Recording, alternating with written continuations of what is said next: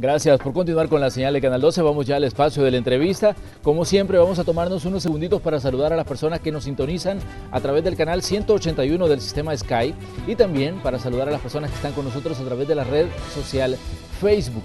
Como se los adelantábamos, hoy vamos a hablar de la situación de los acercamientos que se están dando entre los partidos políticos y la presidencia de la República, buscando una salida a los problemas fiscales que está enfrentando El Salvador. Además vamos a hablar de los preparativos, de los procesos internos que están llevando adelante los partidos políticos, esto ya con miras a las elecciones municipales y legislativas programadas para el 4 de marzo de 2018. Pero comenzamos poniendo en contexto la situación fiscal del país. El presidente de la República volvió a hablar de la necesidad de gravar con impuestos a quienes tienen mayores ingresos, a quienes tienen propiedades de lujo. El mandatario busca, junto a su gabinete, llevar ingresos que permitan al país hacer frente a la crisis fiscal. Es un proyecto de ley de impuesto a las propiedades inmobiliarias suntuarias, es decir, las grandes propiedades que están en la playa, pero que no son vivienda de nadie. La declaración del mandatario surge al mismo tiempo que está sobre la mesa una propuesta de reforma de las pensiones, un plan de austeridad presentado con el objetivo de reducir el gasto. A lo largo de los últimos días han surgido voces pidiendo que la austeridad no se aplique solo al Ejecutivo, sino también a otros órganos del Estado que tienen igual o más prestaciones que los funcionarios que dependen de carteras bajo el control de la presidencia. Esta es la declaración sobre la austeridad del presidente de la Corte Suprema de Justicia. Tendríamos que estudiar y si hay algunas actividades que pudiéramos diferir, pues lo podríamos hacer. Con el 6%. Es decir, nosotros por constitución no podemos tener menos del 6%. Hablan de eliminar seguros y de eliminar, por ejemplo, algunos beneficios que tienen. Pues todo eso se tendría que estudiar. Lo que pasa es que ya los contratos ya se prorrogaron. Ya para este año no se podría. Las medidas buscan garantizar la estabilidad fiscal. El Ejecutivo insiste en colegiar acciones para incrementar los ingresos y superar el bloqueo fiscal que asegura le ha plantado el partido Arena en la Asamblea Legislativa. Junto a reducir el gasto, se resalta la toma de acción contra la evasión y la ilusión. Mencionan proyectos como la ley de cobros coactivo, que dotará al Estado con recursos suficientes para encarar la agenda social y los compromisos públicos, incentivar el crecimiento económico y aumentar los ingresos al fisco. También se busca analizar la actual estructura tributaria, pues quienes más aportan al gasto público son los que menos tienen, dado que el principal ingreso del Estado proviene del impuesto al valor agregado, IVA. Sobre el tema de las pensiones, los portavoces del gobierno han expuesto la necesidad de aprobar una emisión de bonos por $282 millones solicitada por el gobierno para financiar compromisos previsionales. A su vez, consideran importante que se agilice la discusión de la reforma, tomando como base que hay una propuesta de gobierno y otra de la Iniciativa Ciudadana para las Pensiones. Consideramos que con la nueva propuesta que se conoció, en este caso del sector privado, a favor de una reforma al sistema de pensiones, hoy hay suficiente materia prima para, entre la propuesta que formulamos el gobierno, la propuesta del sector privado, acercar posiciones y construir un híbrido que responda a las necesidades del país y un híbrido en el que todos podamos estar de acuerdo.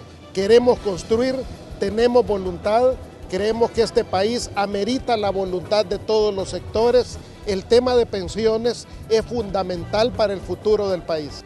Esta mañana vamos a conocer en qué fase se encuentra el diálogo entre el gobierno y los partidos políticos y lo que se puede esperar en reuniones futuras. Comenzamos la entrevista de hoy. Bueno, así es, vamos ya al espacio de la entrevista de este día. Les vamos a presentar a nuestros invitados. Saludamos al licenciado Manuel Rodríguez, secretario general del partido PCN. Bienvenido al Canal 12, licenciado Rodríguez. Bueno, muchas gracias por la oportunidad que nos dan y aquí estamos a la disposición de ustedes y de los televidentes.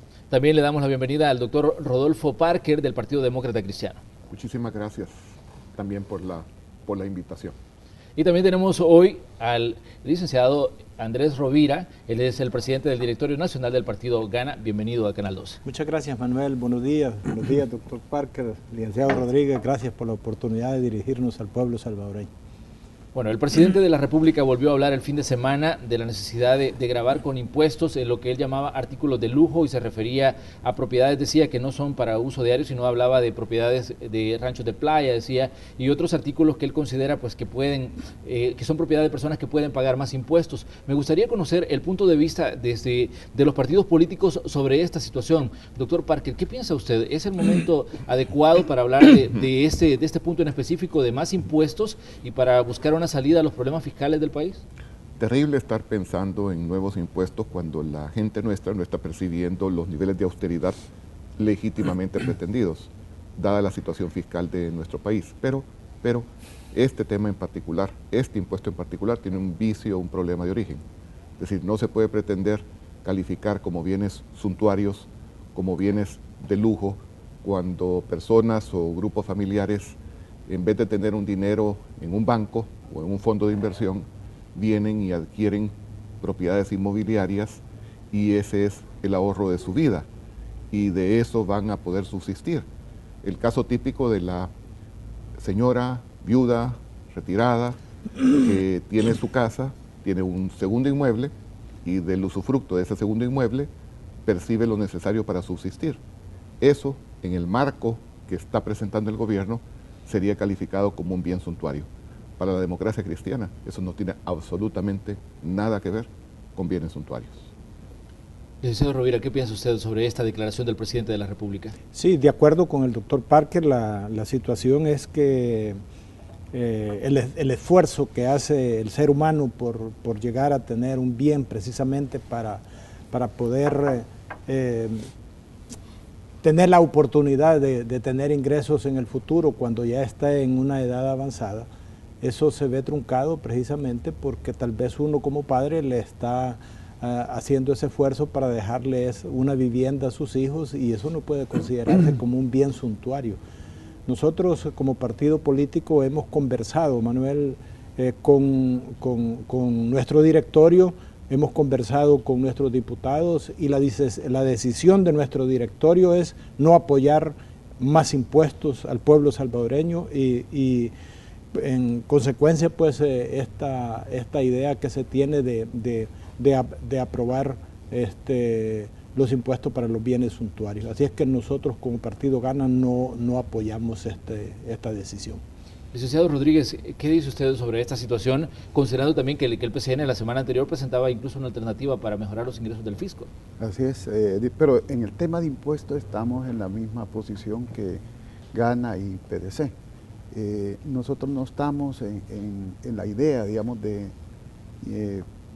aprobar más impuestos. Sabemos cómo se ha venido castigando al pueblo con este tipo de medidas.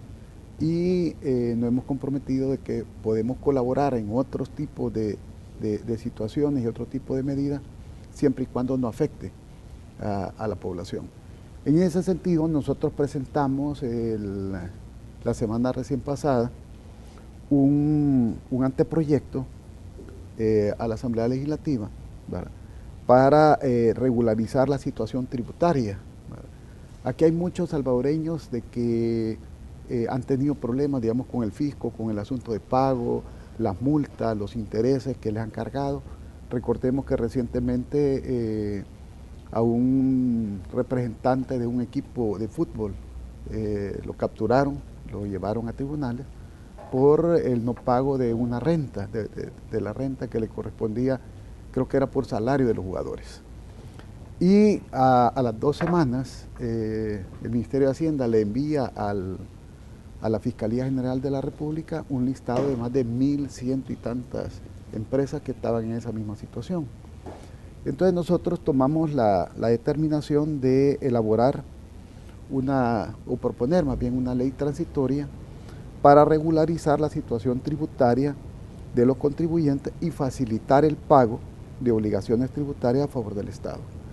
Esto fue presentado en la sesión plenaria de la semana pasada.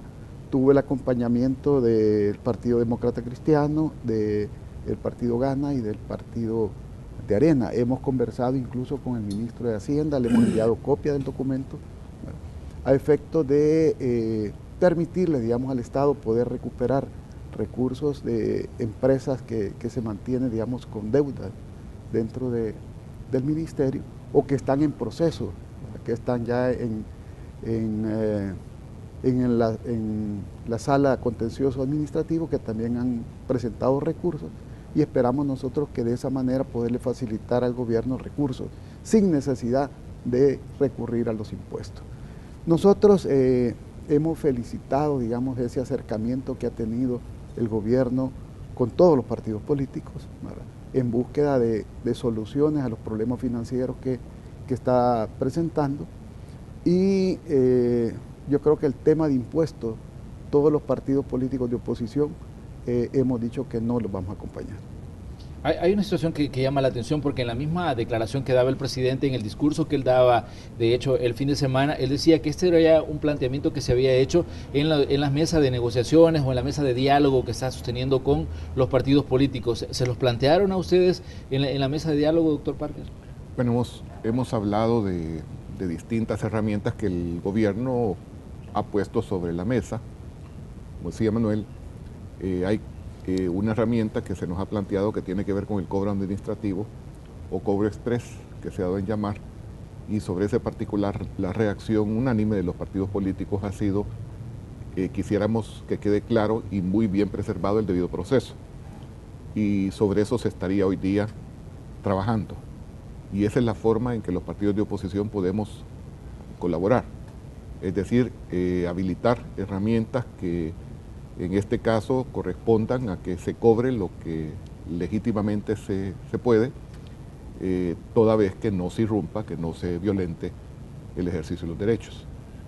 Hay otra herramienta que tiene que ver con una modificación del Código Tributario, y esto es en lo que respecta a los precios de transferencia. Es un tema por técnico ultra complejo.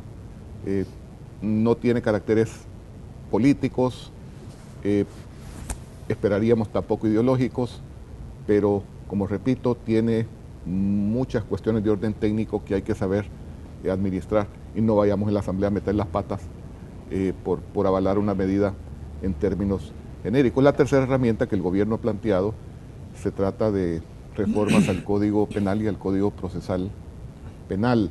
Sobre este particular, tú tienes comparativamente que para el caso una disposición legal vigente habla de que esa evasión fiscal, si tú llevas doble contabilidad, si tú rompes los libros, pero están descritas en una forma específica, detalladas conductas que vendrían a ser pues hechos delictuosos.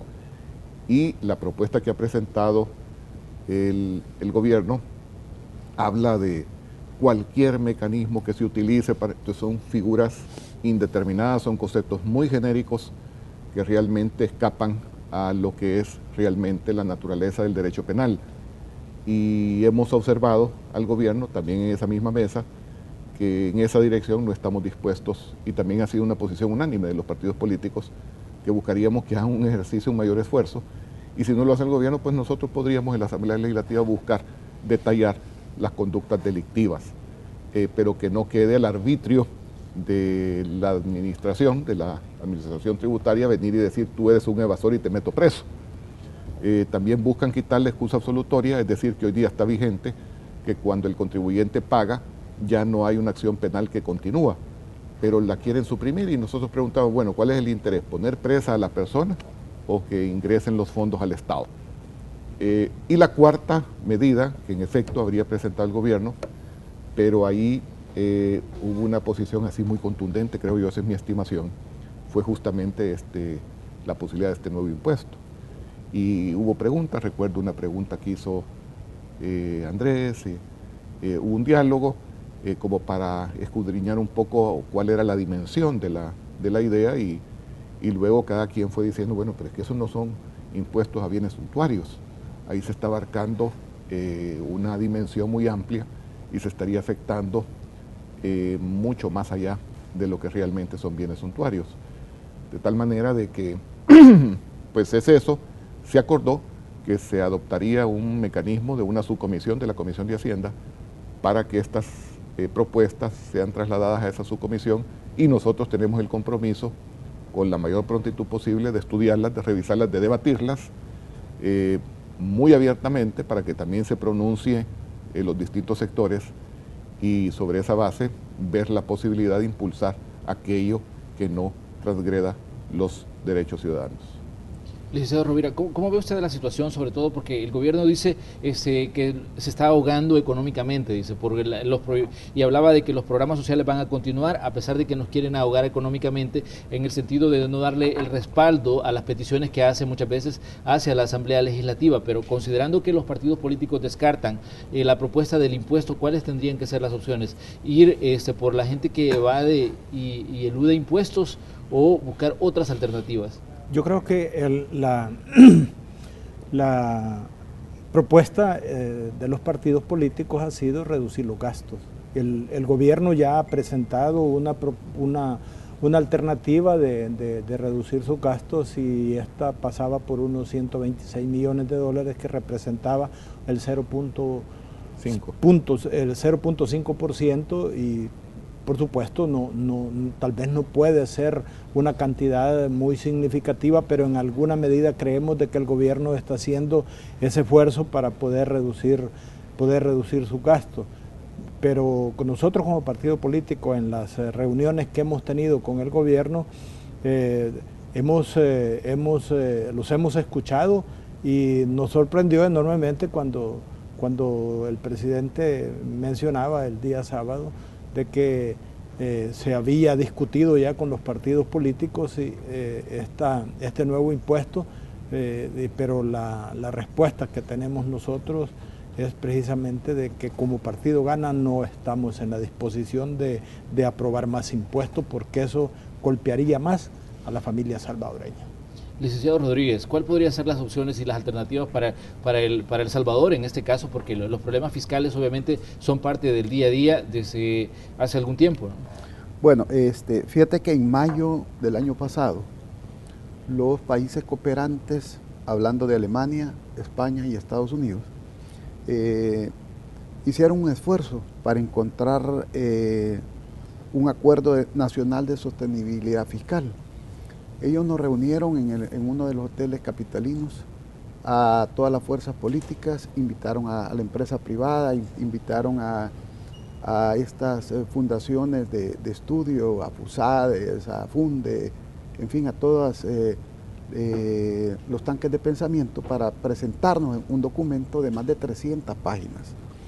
En ese documento de 300 páginas, ¿verdad?, ellos hacían recomendaciones al final. Y hacían recomendaciones de corto plazo y de mediano y largo plazo. Dentro de las de corto plazo decían financiamiento del pago de la deuda, financiamiento, es de buscar los recursos con préstamos para poder pagar la deuda. Acuerdo fiscal, decían, elevados a la categoría de ley. Esto ya lo tuvimos con la ley de responsabilidad fiscal, se logró. Y lo otro es un ajuste del presupuesto del año 2007, que es lo que se está haciendo en este momento en las reuniones en Casa Presidencial. En Casa Presidencial se le solicitó, digamos, al Ejecutivo que presentara las disminuciones de gastos que podía, los ahorros que podía tener.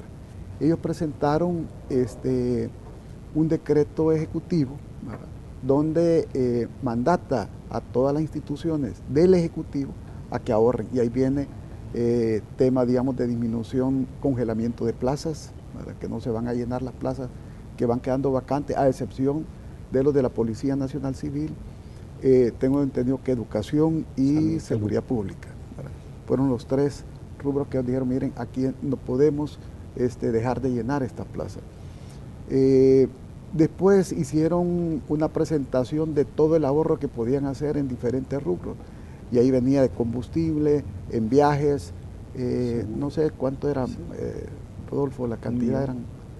En viajes era cerca de $1 millón, en combustibles, pensando en que eso se lo asumieron directamente los funcionarios, en varios rubros. Entonces venían varias medidas que en el presupuesto ellos dijeron estamos ahorrando aproximadamente 79 millones, decían, en contrataciones y adquisiciones, sí, y a eso se le sumó una cifra más que llegaba hasta los 126 millones. Así es, en cantidades que se decía que se podían recortar, pero 126 millones en un universo de 4.857. Pero aquí estamos hablando además del, creo que era el 13% que ellos habían fijado también de que iban a disminuir en gastos, 17%. o 17%. ¿Verdad? O sea, este es adicional al compromiso que ellos han adquirido del 17%. Por el otro lado, en este tema, digamos, del ajuste del presupuesto, esta es la parte del Ejecutivo. Aquí no estamos tomando en cuenta la Asamblea Legislativa y no estamos tomando en cuenta tampoco el órgano judicial, ¿verdad? Y aparte hay instituciones que no están controladas por ninguno de estos tres. Aquí estamos hablando Corte de Cuentas, Fiscalía, Procuraduría, Tribunal de Ética, en fin, que en alguna medida también pudieran incorporarse a este esfuerzo de ahorro. Entonces, en esas recomendaciones, nosotros hemos visto que las recomendaciones que hizo este grupo, financiado por estos tres países cooperantes, se le ha venido dando cumplimiento. Y ellos decían, a mediano y a largo plazo, decían, en materia de crecimiento económico, decían ellos, redefinir el modelo económico del país, primero, y conformar una comisión económica de alto nivel que define el nuevo modelo económico que podemos tener. Entonces, en las medidas de corto plazo, ellos no incorporan, digamos, el crecimiento de la productividad, porque dicen que no hay tiempo suficiente como para poder lograr eso. Eso lo tiran a largo plazo. Entonces, las tres medidas que ellos llaman es buscar el financiamiento para el pago de la deuda, que eso es buscar préstamos, ¿verdad? Segundo, el acuerdo fiscal elevado de ley, que ya lo cumplimos, ¿verdad? Y el ajuste presupuestario, que lo estamos haciendo en este momento. Vamos a hacer una pequeña pausa comercial, pero surge una de las preguntas. ¿Debe extenderse la austeridad a todos los órganos del Estado? Vamos a preguntarle a las autoridades de los partidos políticos que nos acompañan esta mañana en la entrevista de Hechos AM al regresar. Así que les invitamos a que continúen con nosotros. Para los partidos políticos, estos son días de trabajo interno organizando sus procesos electorales para escoger a sus candidatos con los que competirán en las elecciones municipales y legislativas de 2018.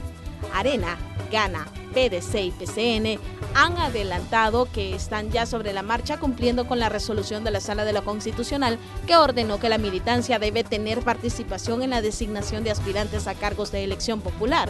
El PDC tuvo actividad este fin de semana. La misión y visión que tiene el pueblo de Nejapa es llegar a los municipios y a las comunidades que están más golpeados pues, por la economía. El PCN también prepara su maquinaria para vivir el proceso interno. Ya se ha mencionado que hay diputados que buscarán la reelección y algunas figuras públicas que buscarán abrirse paso en política en este partido. Todos los candidatos deben de llenar los requisitos absolutos, requisitos que la ley exige. Y en ese cumplimiento de requisitos, las comisiones electorales departamentales y municipales se encargarán de verificar que algunas que dudamos que existan en el partido, pero si lo hubiere, alguna persona pues poder separarla de la aspiración de ser candidato.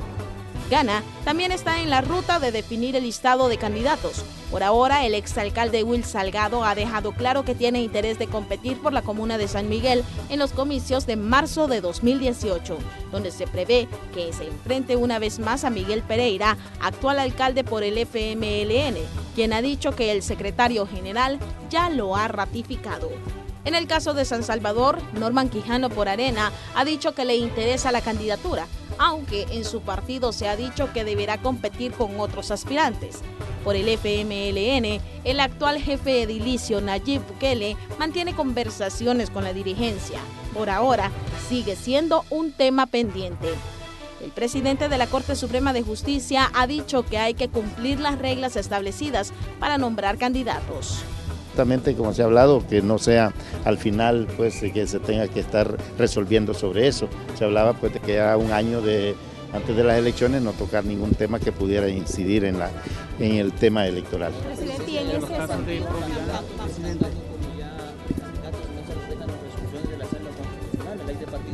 Pues ahí está, son resoluciones que hay que cumplirlas, ¿verdad? Pues ahí están las sanciones o las repercusiones que eso podría tener. Claro que sí, así es. Los partidos tienen entre el 3 de abril y el 3 de agosto para elegir a sus candidatos. La inscripción ante el Tribunal Supremo Electoral irá del 5 de octubre al 18 de diciembre. Continuamos con la entrevista de esta mañana. Los procesos internos que están viviendo los partidos políticos también forman parte de los temas que vamos a abordar esta mañana, pero antes queremos agotar la situación fiscal del país. Estamos conversando esta mañana con autoridades de los partidos políticos PCN, PDC y el partido Gana. Y una de las preguntas que dejábamos formuladas era si se debe extender el decreto de austeridad al resto de órganos del Estado. Licenciado Rovira, me gustaría conocer su opinión. Considero que efectivamente esto tiene que hacerse porque en época de crisis lo que tenés que hacer para poder ahorrar es precisamente ponerte austero en todos aquellos gastos donde verdaderamente que pueda ser palpable lo que realmente se pueda reducir. Consideramos de que en una situación así las instituciones deben de afinar el lápiz precisamente para poder saber de que se está logrando X porcentaje, la energía, el combustible y otra serie de rubros que hay que tomarlos en cuenta para poder reducir estos gastos. Guillermo Gallegos decía ayer que el seguro médico de la Asamblea Legislativa que se le quitara a todos los diputados y que se dejara solo para algunos empleados. ¿Cuál es el fundamento y cuál es la base de esta propuesta? La posición del diputado Gallegos es precisamente esa y porque los empleados están haciendo las gestiones de que están desprotegidas su familia y eso muestra un gesto de buena fe de que estamos pensando en los empleados de la Asamblea Legislativa y por supuesto despojando a los diputados de esta cobertura en donde si esto representa pues algún incremento en el costo del seguro, será alguna manera de poderlo reducir.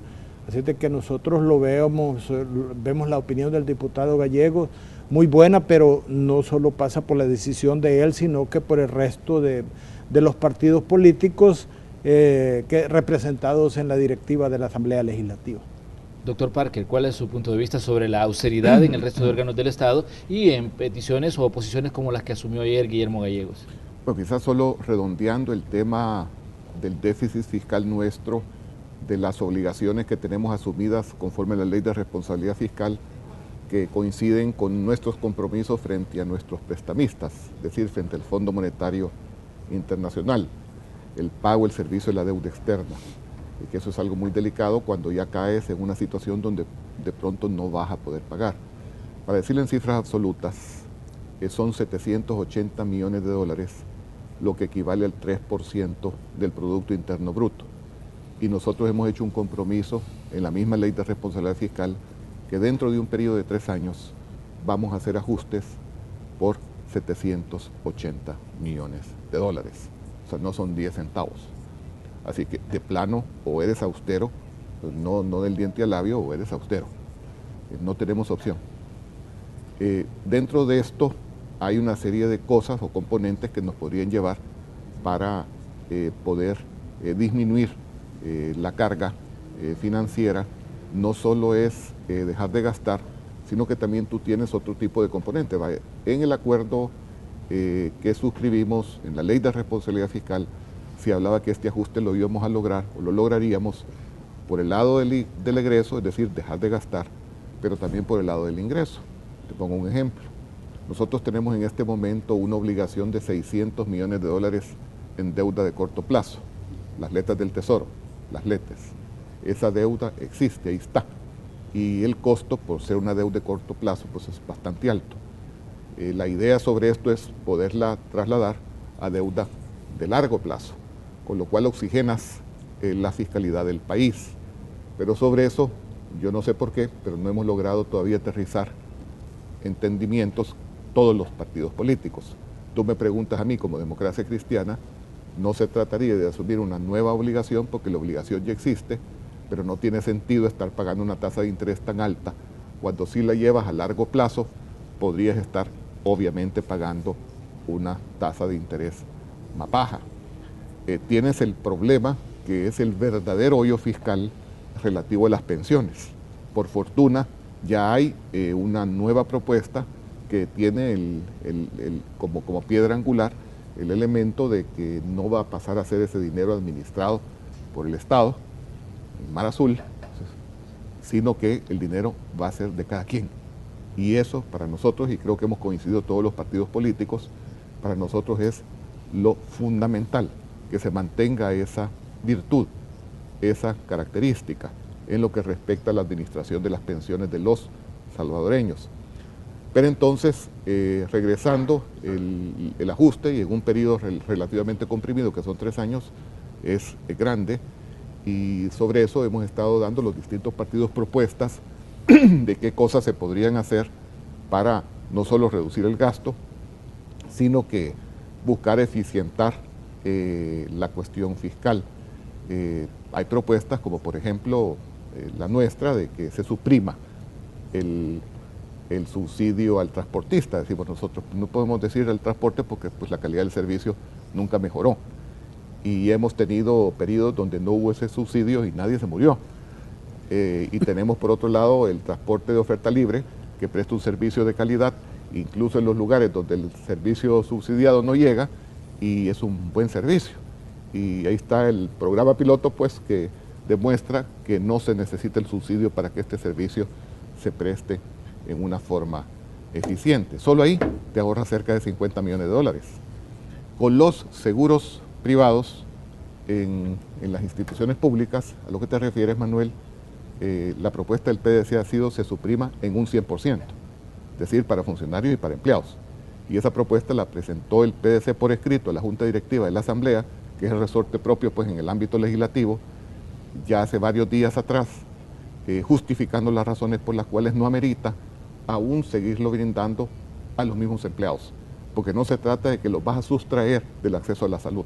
El acceso a la salud lo tienen garantizado en el Seguro Social y no tenemos por qué funcionarios y empleados del sector público, sobre todo cuando hay un marco de economía del 72% informal, que ni siquiera tienen acceso al Seguro Social, ponernos nosotros en un sobreprivilegio, y no solo como funcionarios, sino que también a los empleados.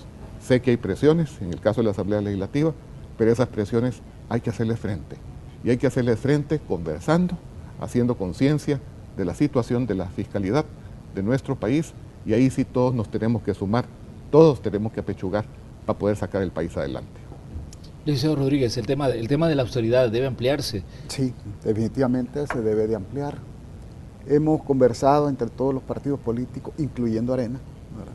Y creemos que es necesario que estas medidas no solamente las ejecute el órgano ejecutivo, valga la redundancia, sino que todos los órganos. Y en ese sentido creemos que valdría la pena elaborar un decreto por parte de la Asamblea Legislativa, primero para congelar las plazas que están vacantes, ¿verdad? De esa medida no solamente va a ser el órgano ejecutivo que va a congelar las plazas por un decreto, sino que va a ser todo el aparato estatal que lo va a congelar. Ahí van alcaldías, ahí van todas las instituciones. El otro tema que también se ha discutido es el tema de viajes, ¿verdad? También se puede regular a través de un decreto legislativo, ¿verdad? La reducción, no podemos eliminar los viajes en un 100%. El Salvador no se puede aislar del concierto de las naciones, o sea, tiene que estar presente en diferentes actividades y deben de haber viajes, especialmente del Ejecutivo. El tema, digamos, del consumo de combustible. Hay funcionarios que le entregan cuota de combustible para que ellos lo puedan utilizar. También se puede regular y se puede eliminar por medio de un decreto legislativo, ¿verdad? Está el tema, como bien dice Rodolfo, los seguros médicos, ¿verdad? Por supuesto que el Estado no puede eliminar el tema de seguro, ¿verdad? Porque hay seguros que son necesarios, seguros, digamos, instituciones autónomas como CEPA debe tener un seguro de responsabilidad civil para cualquier accidente que pueda suceder en los puertos o en el aeropuerto. Recordemos que un accidente de ese tipo, los costos son sumamente elevados, entonces necesitamos que tengan esa cobertura. El tema de telecomunicaciones, ¿cuánto funcionario público tiene teléfono que está pagado por el gobierno y que tiene roaming incluso a nivel internacional? Eso también se debe reducir. Entonces hay una serie de gastos que los podemos incluir nosotros en un decreto legislativo para que ya no solamente sea el presidente el que presione al órgano ejecutivo para que se hagan estas reducciones. Lo hemos visto en el caso de salarios. El Ejecutivo ha dicho no hay salarios superiores de las que tiene el presidente de la República. Hemos visto nosotros en instituciones autónomas, especialmente en el tema, digamos, de contratación de asesores, que los salarios son arriba de los $5,000. Entonces, hoy lo vamos a ver que van a bajar. Lo mismo puede suceder en la Corte Suprema de Justicia, lo mismo puede suceder en la Asamblea Legislativa, ¿verdad? Que creo que en la Asamblea Legislativa no hay salarios superiores a lo que tiene el presidente, pero así vamos a prever cualquier situación que se nos pueda presentar al futuro y vamos a ir también obligando a que todo el órgano del Estado, todos los órganos del Estado acompañen estas medidas de reducción de gastos. Bueno, yo se creería que el tema del gesto político, sobre todo de los diputados, de los partidos políticos y orientados estos esfuerzos a lo que es el ámbito del órgano legislativo, creo que sería muy significativo dar la pauta.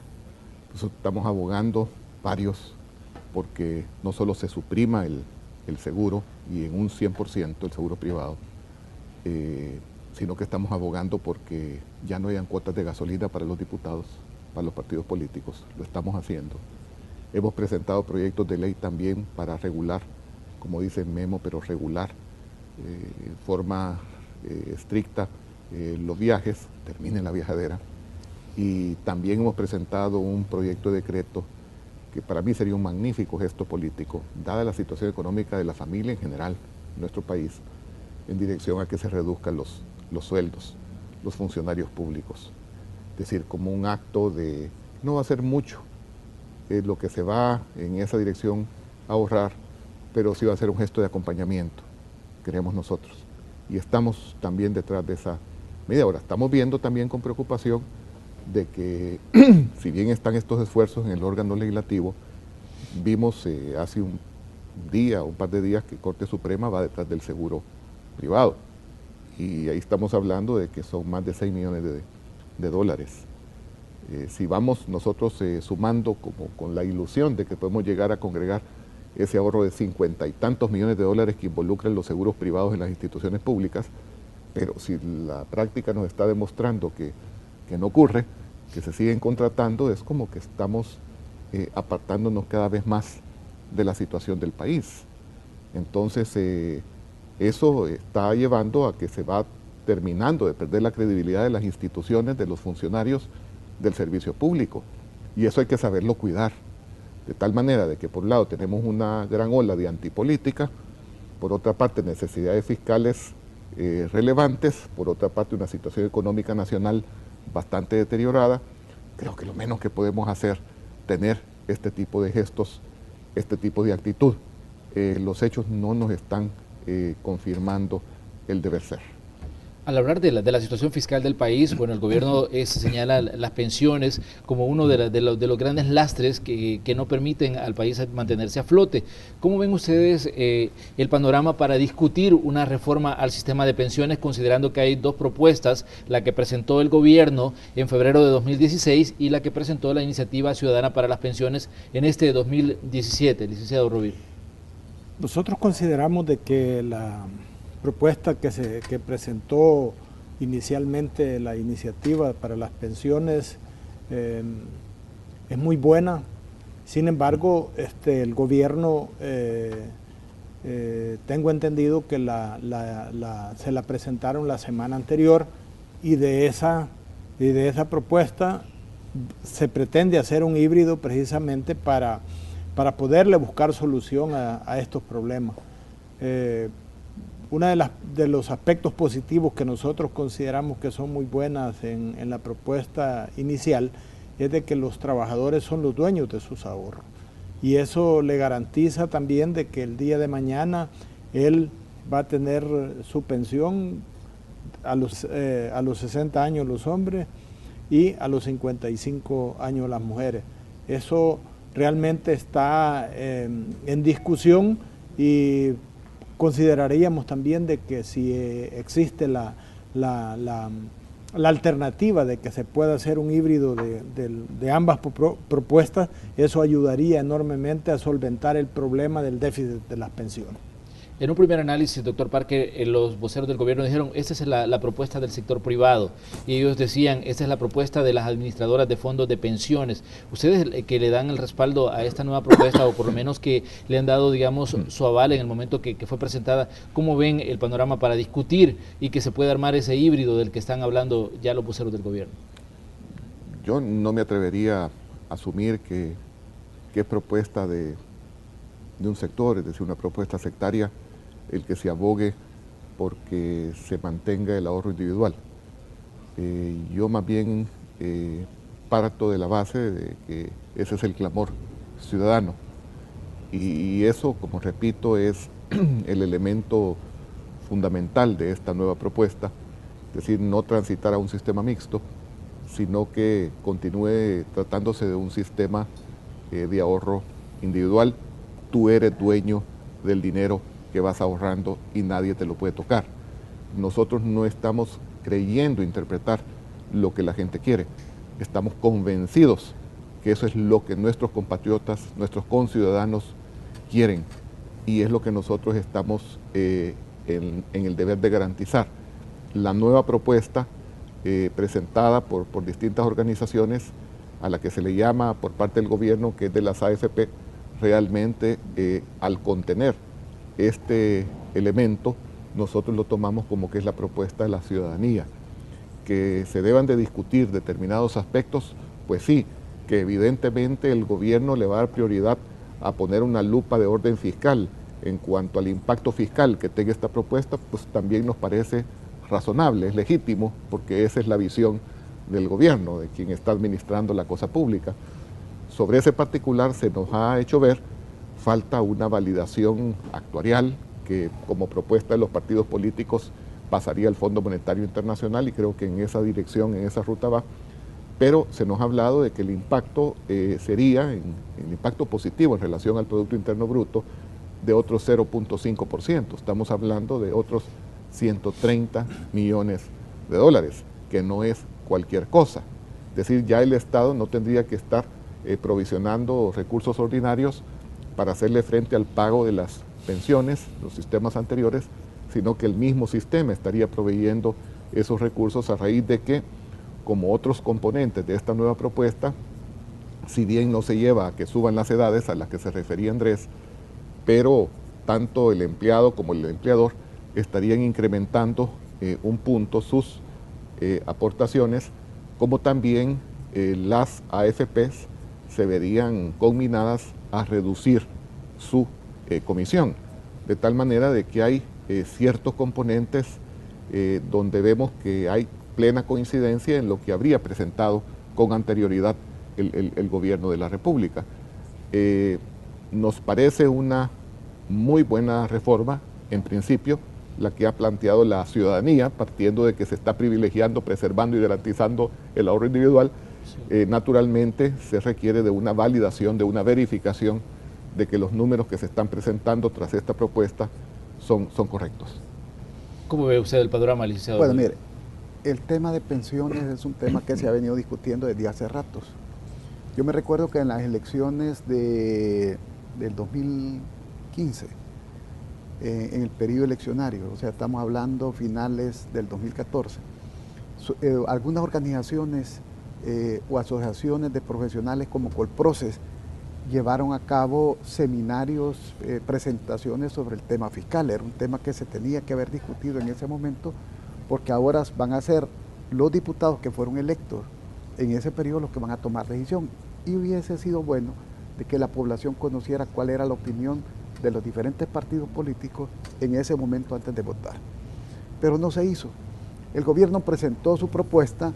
Nosotros como PCN insistimos en muchas ocasiones de que el sector privado debería presentar también la suya a efecto de poderla analizar y poder generar un foro donde se pudieran discutir los pros y los contras de cada una de estas propuestas. Desafortunadamente, ya sean las administradoras de pensiones, ya sean los tanques de pensamiento, ya sea ANEP, ya sean todas estas organizaciones que han presentado esta propuesta, creo que se tardaron mucho, han dejado pasar mucho tiempo y dejaron de que el tema de pensiones se viera que solamente tenía una salida. ¿Y cuál era la única salida? La que estaba presentando el gobierno. Hoy las cosas se están viendo diferentes.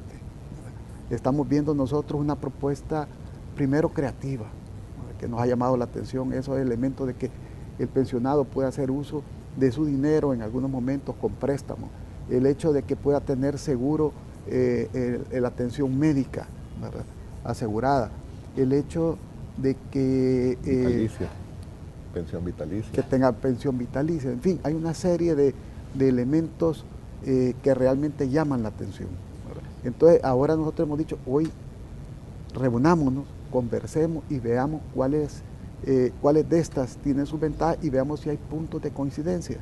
Y como bien dice Rodolfo, se ha hablado de que estas propuestas también se van a mandar al Fondo Monetario, al Banco, al BID, a todos estos que han participado y que han mostrado interés en encontrarle una solución al problema de pensiones. Nosotros esperamos de que esto abra el espacio como para poder encontrar solución a un problema tan grave, ¿verdad?, que el país ha estado viviendo.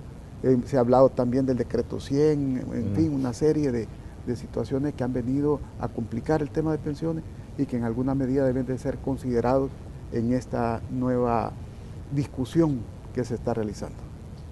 Queremos aprovechar que tenemos a las autoridades de los partidos políticos con nosotros aquí en los estudios de Canal 12 para, además del tema fiscal y de la situación que está enfrentando El Salvador, hablar de la situación interna de los partidos políticos. Queremos que nos cuenten cómo van avanzando en esos procesos internos, porque ya las elecciones se dice que falta casi un año, pero eso está más cerca de lo que parece. ¿Cómo van ustedes en Ghana, licenciado Rovira? Sí, efectivamente, nosotros en Ghana ya tenemos programado nuestro congreso para el próximo 2 de abril.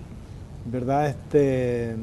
Ahí vamos a hacer la convocatoria precisamente para que se puedan postular aquellas candidaturas, por supuesto cumpliendo con los debidos procesos, porque ahora son los afiliados los que deciden quién va a ser su candidato.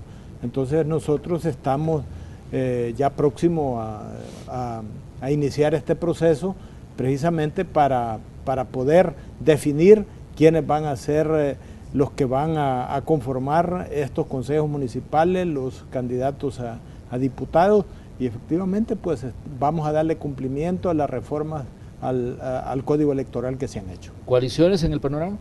Eso es un acuerdo que vamos a sacar en el Congreso, que efectivamente vamos a hacer, pero nosotros consideramos de que los candidatos también tienen un protagonismo para poder decirnos al Directorio Nacional: yo quiero hacer una coalición con determinado partido político y nosotros avalarla. Así es de que nosotros vamos a sacar el acuerdo en este congreso que vamos a realizar el próximo 2 de abril, ¿verdad? Que efectivamente vamos a realizar. ¿Cómo ve el panorama el Partido Demócrata Cristiano? Tuvieron actividad el fin de semana, nosotros como Noticiero 8 estuvimos dándoles coberturas y vemos que ya van muy avanzados. Sí, no, el otro día llegó el canal y yo andaba ahí todo soleado, me acuerdo, pues estaban haciendo chistes. No, muchas gracias de veras, porque los medios están acompañando estos procesos y se le da realce a lo que es la vocación democrática de los miembros de los partidos políticos. Creo que eso es algo bueno, que hay que hacerlo ver y trasladarlo. No todo es malo, porque pucha, solo pulgas le quieren pegar a los partidos políticos y no es así. Hay procesos primero de afiliación, luego de esos procesos de afiliación, conforme a la ley, se hace convocatoria para que las personas afiliadas vengan y elijan democráticamente a sus autoridades internas en los municipios y en los departamentos. Y luego de que están electas las autoridades locales, es decir, municipales y departamentales, hasta entonces se habilitan las cosas para que se pueda convocar a los postulantes para cargos de elección popular, entiéndase concejales, candidatos a alcaldes y por otra parte pues candidatos a diputados. En la democracia cristiana los procesos que se están llevando ahorita por la dinámica misma de los departamentos, se pone un periodo dentro del cual se llama a que se realicen tales actividades y cada departamento cobra vida propia y lo va haciendo conforme sus propias dinámicas y sus propias sociologías.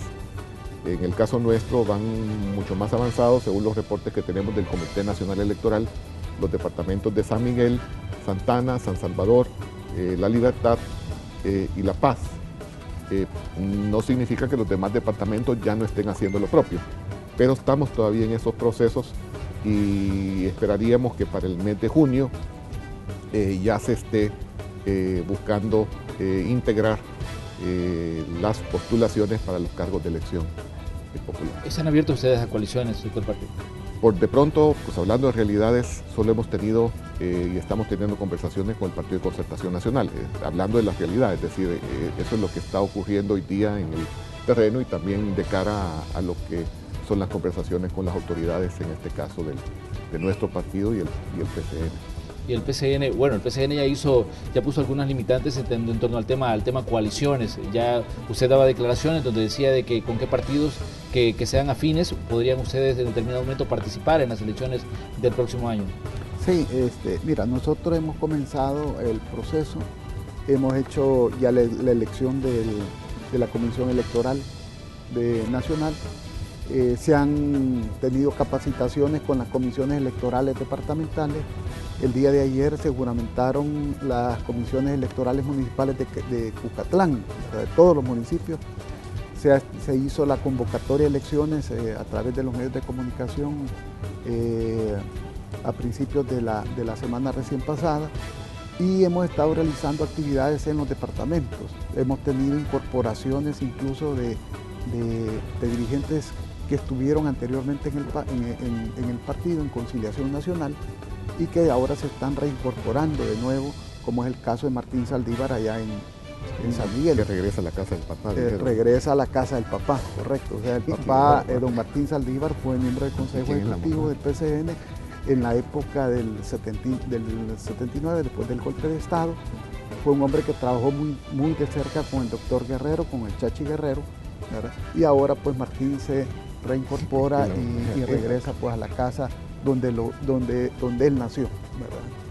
Por el otro lado, no solamente nos estamos preparando para las elecciones internas, también nos estamos preparando ya para el evento del 18. Hemos sacado una campaña publicitaria. Recordemos que ahora con las modificaciones a la ley de los partidos políticos hecha por la resolución de la Sala, nos está exigiendo de que los miembros de la Junta Receptora de Votos sean personas no partidarias, sí, a propuesta de los partidos. No es el caso Entonces, de los vigilantes, nosotros, perdón. No es el caso de los vigilantes, solo no, estamos hablando solamente del caso de la Junta Receptora de Votos, o sea, los miembros de la Junta. En ese sentido, nosotros hemos sacado una campaña donde estamos haciéndole un llamado especialmente a los jóvenes no partidarios que quieran ellos ser miembros de la Junta Receptora de Votos, que nos contacten para que nosotros podamos remitir ese listado al Tribunal Supremo Electoral. Eso definitivamente es un tema que yo creo que todos los partidos políticos lo están también realizando, pero nosotros sí lo hemos hecho en una forma pública como una manera de apertura del partido a las personas no partidarias. También hemos estado también trabajando un poco sobre el tema ya de vigilantes que vamos a nosotros presentar. Eso sí deben de ser partidarios, deben de ser gente que va a estar verificando que el trabajo de la mesa se realice en una forma correcta, y también estamos ya preparándonos para las elecciones internas, o sea que estamos trabajando en esas dos áreas, en elecciones internas y en las elecciones del 2018. Vamos a ir a nuestra segunda pausa comercial, todavía nos quedan unos minutitos con las autoridades de los partidos políticos que nos acompañan esta mañana. Ya regresamos. Gracias por continuar con Canal 12. Tenemos unos minutitos ya para cerrar el espacio de la entrevista correspondiente a ese día. Y una de las preguntas que está en el ambiente es: ¿qué va a pasar con San Salvador? Los partidos políticos van a nombrar sus candidatos buscando la alcaldía de la ciudad capital. La pregunta para el directorio del partido Gana: ¿qué piensan ustedes? ¿Van a nombrar candidato o piensan, por ejemplo, una posible coalición en determinado momento? Nosotros hemos considerado la posibilidad de ir con un candidato propio. Pero, como les repito, en el Congreso que tenemos el próximo 2 de abril, vamos a tomar esa decisión porque pasa también por las recomendaciones que haga cada uno de los candidatos de los 262 municipios. Así es que esta es una situación que vamos a resolver en los próximos 15 días. Doctor Parker, ¿cómo ve usted el panorama por San Salvador? Alcaldía. Ni tan cerca que te quemes, ni tan lejos que te enfríes, pero bueno, no, nosotros estamos conectando los sucesos electorales del año 18 con lo correspondiente al año 19 y lo estamos así conversando con los distintos departamentos, de tal manera que no podemos desprender la elección local y de representaciones legislativas con la elección presidencial de un año después.